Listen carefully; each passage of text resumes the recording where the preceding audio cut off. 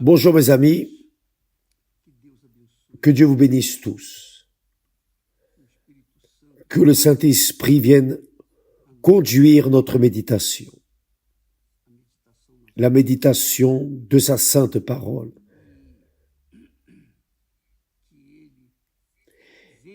Et qu'il vienne convaincre ceux qui réellement sont intéressés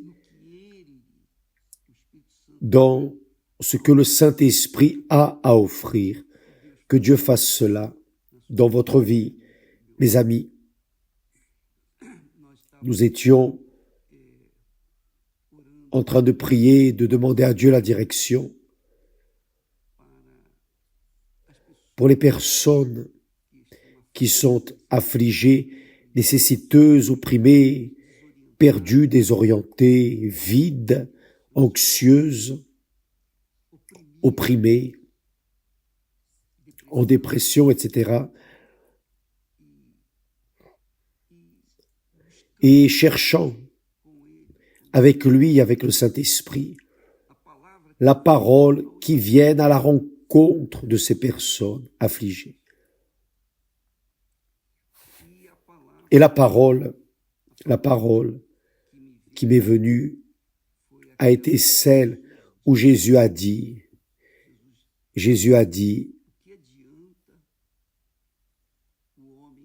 que servirait-il à l'homme de gagner tout le monde s'il perdait son âme?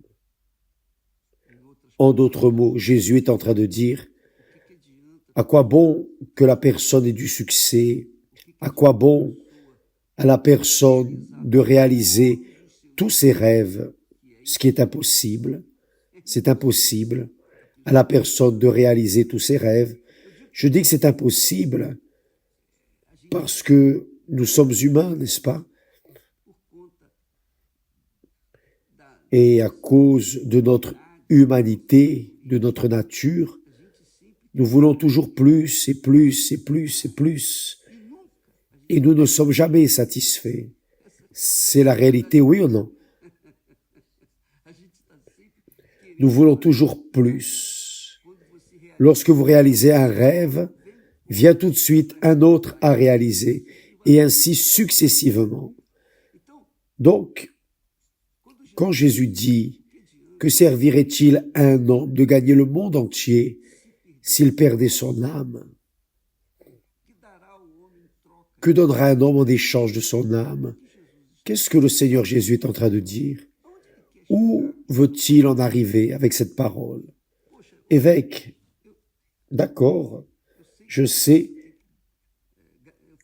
que je dois sauver mon âme, mais je dois résoudre maintenant le problème de ma famille, mon enfant, mon mariage, résoudre le problème d'argent, j'ai des dettes, je suis malade, infirme, j'ai un traitement médical,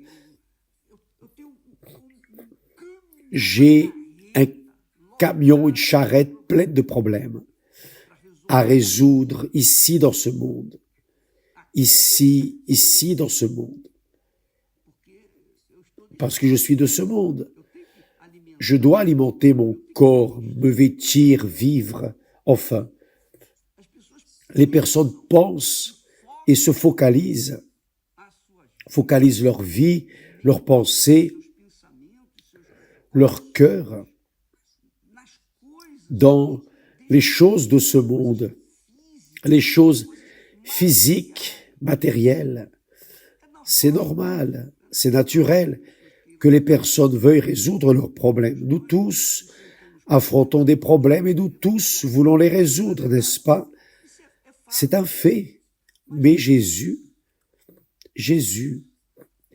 était en train de parler de quelque chose d'infiniment, inimaginablement, qui est le gain de l'âme, le salut de l'âme. Parce que ce corps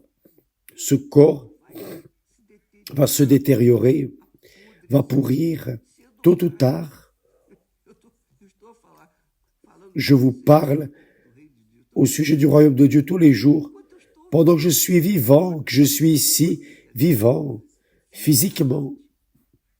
Mais un jour, je vais me séparer, je serai séparé de ce monde. Donc, tout ce qui est physique dans ma vie, tout ce qui est matériel dans ma vie, restera séparé. Et n'existera que mon âme, ne restera que mon âme, rien d'autre. Mon esprit va directement à Dieu, l'intelligence, les talents, tout ce que Dieu nous prête concerne l'esprit, la tête, l'intelligence, le rationnel. Mais l'âme, non. L'âme, c'est la personne qui décide où elle va. L'esprit est déjà destiné. Votre esprit, notre esprit, l'esprit de chaque être humain retourne à Dieu, qui est l'intelligence, qui concerne l'intelligence, le talent, etc. Retourne à Dieu, car Dieu l'a prêté. Mais l'âme, non. Qui décide de l'âme, c'est nous, chacun de nous. Et c'est ce que les personnes ne comprennent pas, malheureusement. Toute la souffrance que nous avons dans ce monde atteint directement notre âme. C'est notre âme qui souffre, c'est notre âme qui ressent le vide, la douleur, c'est notre âme qui a le plaisir sexuel, conjugal, c'est notre âme qui a le plaisir de manger une bonne nourriture, de dormir, de se reposer.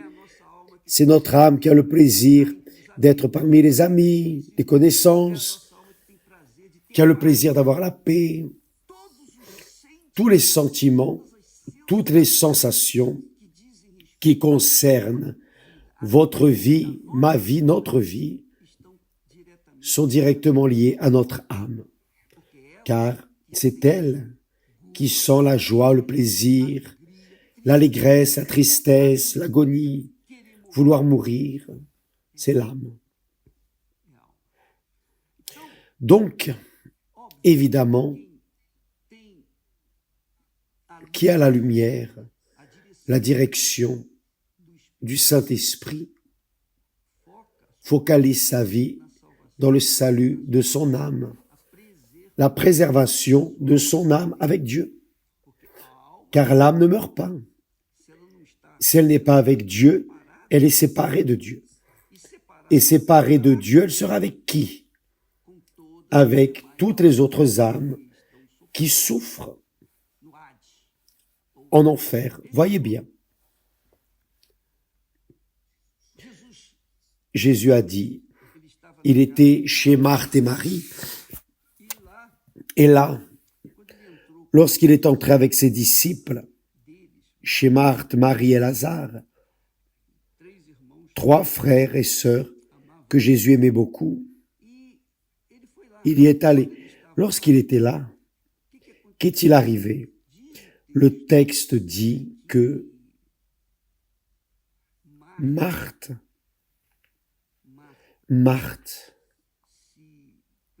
se préoccupait avec l'attention des invités, des disciples. Elle était préoccupée, anxieuse, préoccupée à répondre aux besoins à ce moment dans sa maison. Donc, elle devait servir de l'eau, de la nourriture, du pain. Qu'allait-elle donner aux invités? Qu'allons-nous servir à toutes ces personnes? Marthe se préoccupait de l'accueil des besoins. Elle était très préoccupée. Le texte dit, sacré, que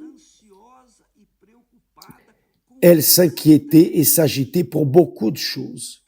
Donc, je vois Marthe, l'être humain est toujours très inquiet avec beaucoup de choses, s'agite beaucoup, s'inquiète de beaucoup de choses. C'est peut-être vous, mes amis. Peut-être que vous êtes une personne ainsi.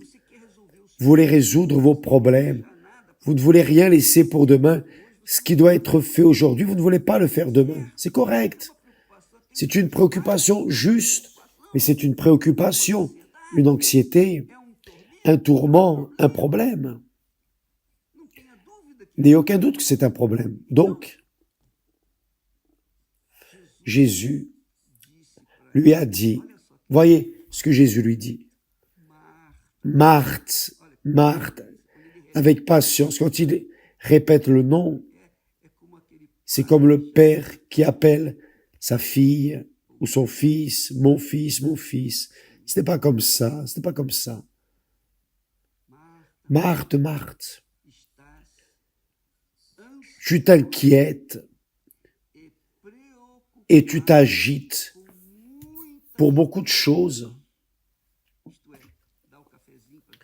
Servir le café, donner le pain, enfin, mettre les personnes bien accommodées dans la maison, etc. Une tâche simple, mais elle était très anxieuse et préoccupée, car il y avait beaucoup de gens. Je vais faire du café pour tout le monde. Comment vais-je résoudre ce problème? Elle était pleine d'anxiété, de préoccupation. Et Jésus a dit, Marthe, Marthe, tu t'inquiètes et tu t'agites pour beaucoup de choses. C'est peut-être vous, mes amis.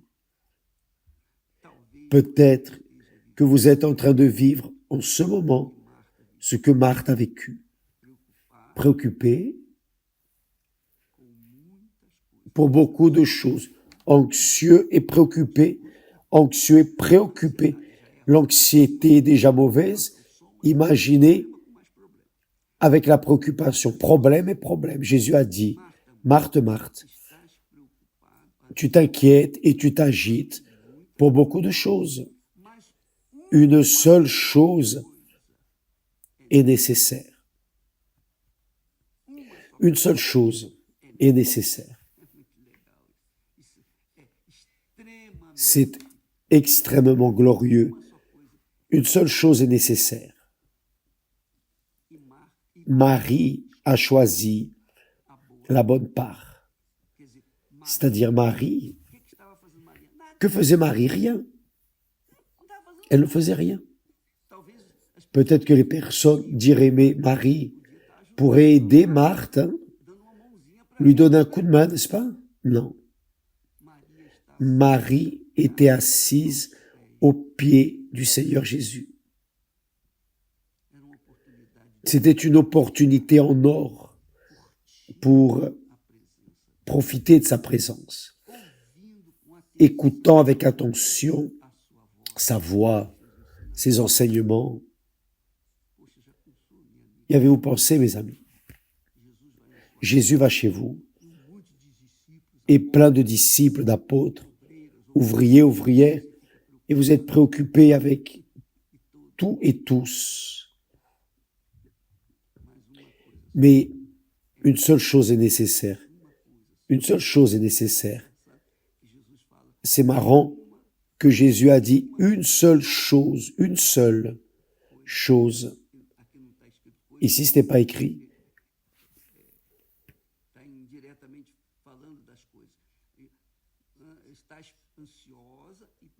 Tu t'inquiètes et tu t'agites pour beaucoup de choses. Une seule chose est nécessaire. C'est-à-dire, une seule chose est nécessaire. Et Marie a choisi la bonne part. C'est-à-dire, Marie et Marthe, les deux pourraient être ensemble aux pieds de Jésus. Mais Marie reste aux pieds de Jésus. Et Marthe s'est préoccupée avec cette atmosphère. Il faut que je donne attention aux apôtres. Il faut que je donne attention, il faut que je serve, il faut que je fasse ceci, cela. Probablement qu'elle a pris cela avec sa mère. Donner l'attention aux invités, c'est correct, mais parmi tous les invités présents, ah non, que tous les invités me pardonnent, mais je vais vouloir savoir ce que notre Seigneur a à dire. Marie a cherché le nécessaire. Et c'est ce qui arrive aujourd'hui. Les personnes dans le monde sont préoccupées, anxieuses de beaucoup de choses. Beaucoup de choses. Beaucoup pour résoudre la solution de leurs problèmes personnels. Maladies, problèmes sentimentaux, familiaux, etc., etc. Gagner de l'argent, travailler, que vais-je faire? Comment vais-je payer ma dette? Beaucoup sont préoccupés de beaucoup de choses. D'autres personnes sont préoccupées à réaliser leurs rêves. Et là vient l'anxiété. Cette maudite anxiété de vouloir et courir après le vent. L'anxiété, c'est ça. Vous courez après le vent. Ça ne va rien résoudre. Mais nous restons comme ça. Vous, moi aussi. Combien de fois nous restons anxieux pour résoudre un problème? Nous perdons du temps. Nous perdons beaucoup de temps. Vous pouvez imaginer les problèmes qui arrivent à nous. Ce sont des problèmes, je ne dirais pas fédéraux, mais mondiaux.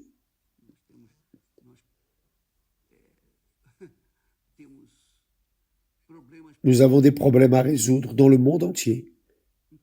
Le monde entier. Vous pouvez imaginer comme parfois, nous aussi, nous restons anxieux, inquiets pour résoudre ces problèmes immédiatement. Je n'aime rien laisser pour tout à l'heure, mais pour maintenant. C'est ma manière d'être. Mais ça ne résout pas.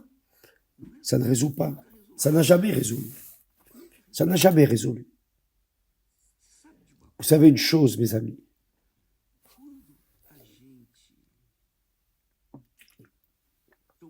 Lorsque nous prenons une attitude comme Marie a prise, de rester au pied du Seigneur Jésus, écouter ses enseignements, sa parole,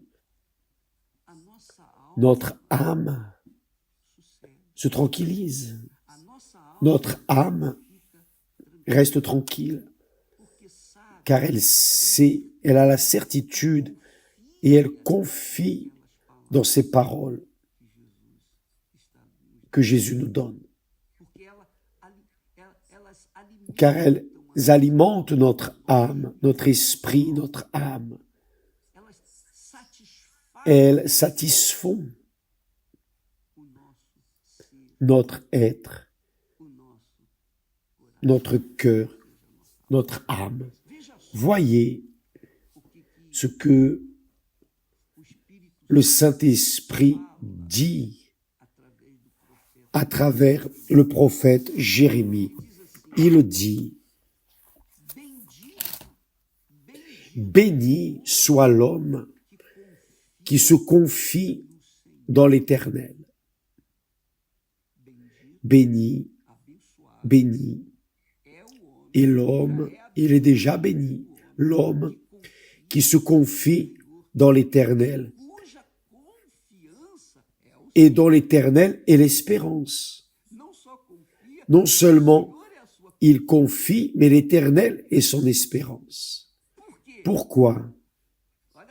Voyez comme cette personne est, qui confie dans l'Éternel et dans l'Éternel est l'espérance. Il est comme un arbre planté près des eaux et qui étend ses racines vers le courant. Il n'aperçoit point, il n'est pas anxieux, craintif, il n'est pas préoccupé, point. Il sait que la chaleur va venir, il sait que la sécheresse viendra, mais son feuillage reste vert. Pourquoi? Et le texte dit, dans l'année de la sécheresse, il n'a point de crainte et il ne cesse de porter du fruit. C'est très grand. Ça ne vous donne pas de la joie d'entendre ces mots, oui ou non? Vous n'êtes pas joyeux. Je reste évêque. Mais pour avoir cette allégresse permanente en vous, vous devez être au pied de Jésus, écoutant sa voix, sa parole, répondant à ce qu'il dit. Car c'est seulement ainsi, c'est seulement quand on écoute la parole de Dieu et attentivement, pas écouter juste pour écouter, mais écouter et considérer qu'est-ce qu'elle dit, qu'est-ce qu'elle veut, qu'est-ce que je dois faire en relation à la parole.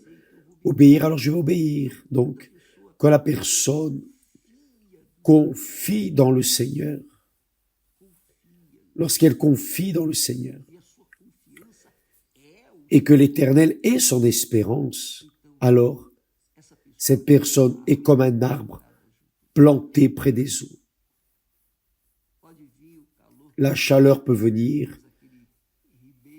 mais ce courant d'eau va demeurer, ce courant d'eau qui alimente les racines, qui donnent la vie à cet arbre, c'est le Saint-Esprit. C'est le Saint-Esprit. Donc, quand nous insistons près des personnes d'investir fortement tout ce qu'elles peuvent, leur âme, leur corps, leur pensée, leur esprit, tout, leur volonté, leurs désirs, leurs anxiétés, tout, leurs rêves, tout mettre sur l'autel, alors les eaux de l'esprit viennent faire que cette créature vienne à donner ses fruits. L'année de la difficulté, de la sécheresse, quel que soit le problème, il sera toujours là en train de donner ses fruits. Pour avoir cette confiance, ou plutôt pour que nous ayons cette confiance, nous devons être attentifs à la voix de notre Seigneur Jésus-Christ, qui parle. Le Saint-Esprit parle. Le Saint-Esprit, c'est Jésus en esprit, qui, à travers sa propre parole, alimente notre âme, fortifie notre foi, donne la force à notre foi, la rend robuste. C'est le Saint-Esprit qui fait, avec sa parole, fortifier notre âme. Jésus a dit à Marthe, tu es anxieuse et préoccupée pour beaucoup de choses. Mais rien de tout cela va résoudre. Chaque fois que je suis resté préoccupé, anxieux, pour résoudre n'importe quel sujet, je me suis explosé. Je me suis fâché. J'ai perdu la paix. Oui, c'est cela. Même le prédicateur de la paix, de la parole de Dieu, même ayant le Saint-Esprit, même ayant l'onction du Très-Haut, nous nous trompons toujours. Nous commettons toujours des gaffes. Toujours, nous trébuchons à cause de la maudite anxiété, à cause de la maudite préoccupation. Peut-être que c'est ce qui vous arrive. Vous vous rappelez, Jésus dans la prière, dans sa prière, enseignant aux disciples à prier, il a dit, dans sa pétition, il dit, « Donne-nous aujourd'hui notre pain quotidien. » Il n'a pas dit de prier, Oh mon Seigneur, donne-moi le pain quotidien pour toute cette année, pour tout l'hiver, ou donne-moi l'eau pour tout cet été chaud. Non. Donne-nous aujourd'hui notre pain quotidien. Et pour vivre du pain quotidien, ou plutôt, pour que nous vivions du pain quotidien, nous devons confier notre vie sur l'autel. Croire, la mettre sur l'autel et laisser que le Seigneur en prenne soin. Et de l'autel viendra la direction, viendra l'inspiration, de l'autel viendra l'eau tranquille, de repos, de l'autel viendra le vert pâturage, de l'autel viendra le support, c'est-à-dire, ça ne veut pas dire qu'on va vivre dans les nuages, seulement moissonnant les bons fruits et profitant de la foi et conquérant ceci, cela, nos désirs et répondant à nos caprices. Non, ce n'est pas ça. De l'autel vient la vie éternelle. De l'autel vient le soutien de notre âme, qui est le centre de nos émotions, nos sensations, etc. Si elle est bien, nous serons bien. Si elle est mal, nous serons mal. C'est la réalité. Mais cette confiance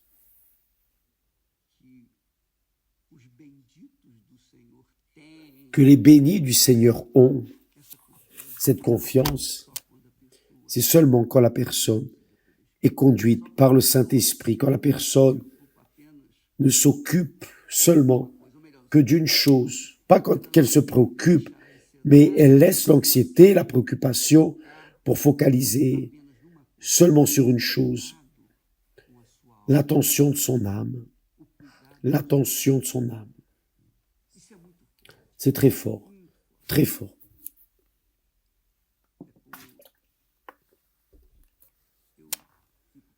Je pense, mon Dieu, j'aimerais tellement savoir parler le langage des personnes pour qu'elles puissent comprendre. Je reste tellement, disons,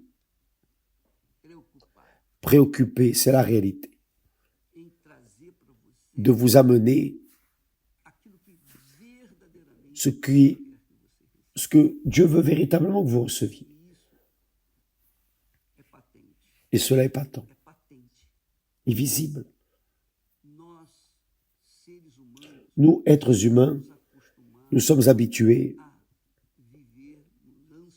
à vivre anxieux, préoccupés pour beaucoup de choses, sauf avec le plus important, qui est le destin final de notre âme, l'éternité, avec Dieu. Pensez-y, mes amis.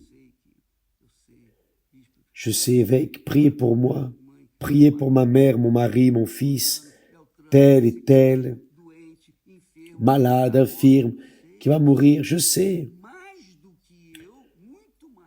Plus que moi, Dieu le voit. Mais si la personne ne confie pas dans ce Dieu, à quoi bon pour moi de prier pour cette personne? Parce que je prie d'un côté, mais elle se méfie de l'autre. Vous comprenez ce que je suis en train de dire? À quoi bon? Je prie, oh Dieu, au nom de Jésus, mais la personne pense au lait renversé, elle regarde ce qu'elle veut, répondre à ses caprices. Ça ne va jamais résoudre. Mettons l'intelligence à fonctionner.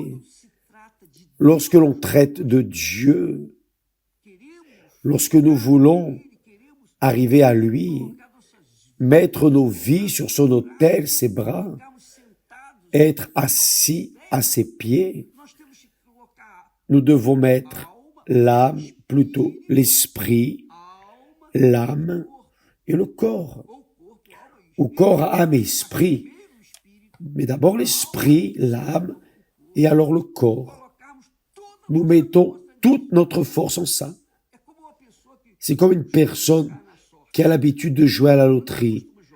Quand elle a l'habitude de jouer, arrive un moment où elle dit « Ah, aujourd'hui j'ai de la chance, j'ai gagné ceci, cela, maintenant je vais tout rassembler et tout jouer. » Et là elle perd. Parce qu'elle joue dans la chance. Mais quiconque met toute sa force, toute sa pensée, tout son cœur sur l'autel, de l'autel vient la réponse correcte. C'est ce que nous avons dit cette semaine.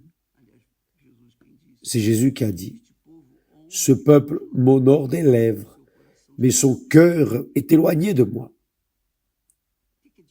À quoi bon? À quoi bon prononcer des paroles vides, lancer des paroles au vent? Rien. Si le cœur n'est pas là sur l'autel avec le Seigneur, assis au pied de Jésus, ça ne sert à rien. Ça ne sert à rien. Sacrifice ne sert à rien. Ça ne sert à rien de mettre le matériel sur l'autel et que le spirituel reste dehors. Ça ne sert à rien de mettre votre corps sur l'autel, mais votre cœur continue là en bas, en dehors de l'autel, non, ou dans le monde, non. Ça ne sert à rien d'être à l'église et votre cœur est dehors. Ça ne sert à rien. Ça ne sert à rien d'être ouvrier à l'église, pasteur, évêque, être une personne dévouée à l'église, mais le cœur est là, loin, ça ne sert à rien.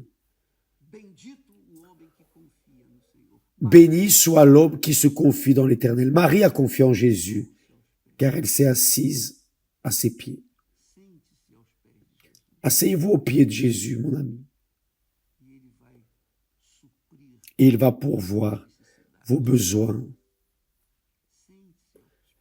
Asseyez-vous à ses pieds. Restez tranquille là. Il va répondre à vos besoins. Tous vos besoins. En leur temps. Pas selon votre volonté, mais selon sa volonté, d'accord? Nous devons nous asseoir au pied du Seigneur Jésus et je veux ceci, cela. Ne pensez pas ça, non. Il est le Seigneur, vous êtes à ses pieds. Vous êtes au pied de Jésus, confiez en lui, espérez en lui. Et en faisant ça, vous serez comme l'arbre planté près des eaux, qui étend ses racines vers le courant.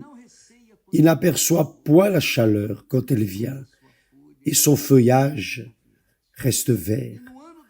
Dans l'année de la sécheresse, il n'a point de crainte. Dans le monde de la difficulté, la personne ne se préoccupe pas et ne cesse de porter du fruit. Que Dieu vous bénisse tous. Ce dimanche, je vous invite à être ici au temple à 9h30. L'évêque Renato et moi, nous serons en train de prier et d'intercéder pour vous. Mais l'Église universelle est répandue dans le monde entier.